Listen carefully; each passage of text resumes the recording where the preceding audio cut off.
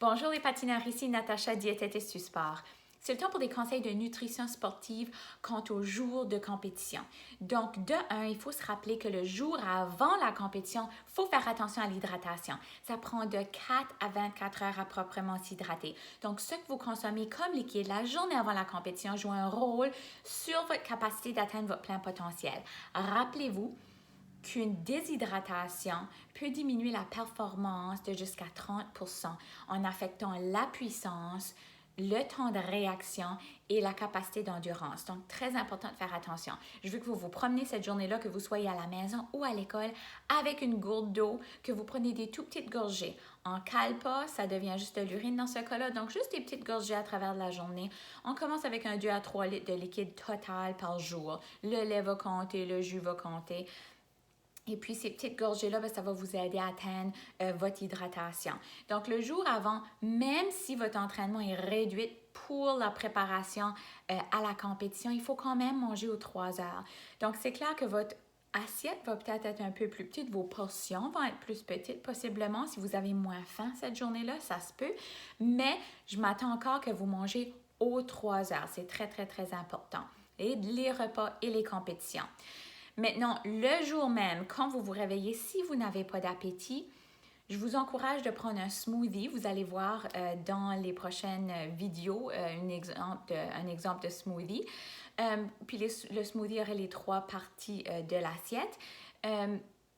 Puis vous pouvez aussi choisir d'avoir des aliments secs à la place, salés. Ça, des fois, on peut le digérer un peu mieux quand on est nerveux, quand on n'a pas d'appétit. Le repas balancé, les 3 parties de l'assiette, le beau repas pré-compétition, ça va se passer à peu près 3 heures avant la compétition. 3 heures avant que vous pratiquiez que vous faites votre programme spécifiquement.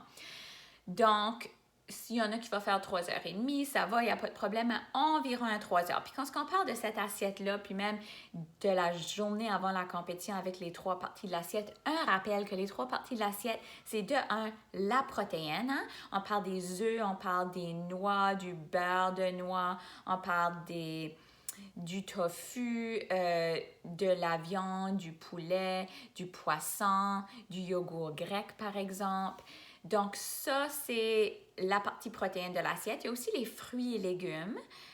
Une variété de couleurs, ça va être très, très important. Puis aussi les produits céréaliers à grains entiers. Donc, pain, pâtes, riz, patates, céréales. Rappelez-vous que le produit céréalier et les fruits, ça va nous donner des glucides, votre carburant. Et la protéine ainsi que les fibres vont être votre stabilisateur pour faire sûr que l'énergie dure longtemps. Donc, pour en revenir à la journée même de la compétition, vous mangez les 3 parties de l'assiette balancée en un beau repas équilibré environ 3 heures avant la compétition. Ensuite, juste avant l'échauffement hors glace, c'est là qu'on va avoir une petite collation. Il y en a qui vont le faire avant l'échauffement hors glace, puis dépendamment de où votre programme se situe dans la lignée, ça se peut que vous le preniez après l'échauffement. On cherche à le prendre à peu près 30 minutes. Il y en a qui vont devoir faire 60 minutes dû à la digestion, mais avant que vous faites votre programme. Donc, cette petite collation-là, c'est un petit quelque chose, glucides, protéines, pas trop élevé en gras. C'est pas le temps de manger un contenant de noix, par exemple, mais peut-être un peu de fromage écrasé à ce moment-là. Peut-être pour certains, ça va être un petit yogourt. Il y en a d'autres, ça va être juste des cubes de tofu. Donc, c'est vraiment à vous de choisir la combinaison qui vous va le mieux. C'est à ce moment-là aussi que vous allez continuer de faire des petites gorgées de liquide. Maintenant, si vous vous êtes réveillé le matin, l'urine était foncée comme du jus de pomme, pas de panique.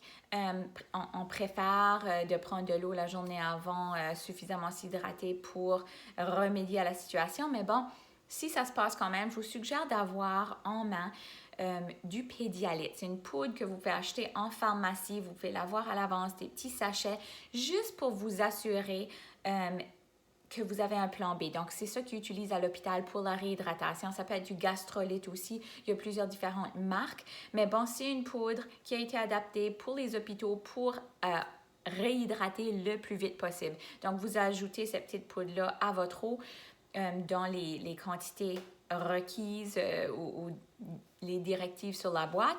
Et puis, comme ça, vous êtes capable de vous réhydrater un petit peu plus vite s'il faut se rattraper. Je vous recommande de pratiquer tout ça à l'avance parce que comme vous n'allez pas faire changer votre programme pour la première fois pendant une compétition, on ne veut pas non plus faire des nouvelles pratiques alimentaires sans être certaine et certain de comment ça va nous affecter. On ne veut pas finir en ayant, par exemple, une crampe dans le ventre ou quoi que ce soit, donc, ou des indigestions. Donc, c'est très important que vous pratiquez le côté hydratation, vous pratiquez le côté alimentaire, vous vous habituez à ces aliments-là avant la compétition pour vous assurer qu'il n'y aura pas de surprise au niveau digestif. Alors, je vous souhaite bon succès dans cette compétition.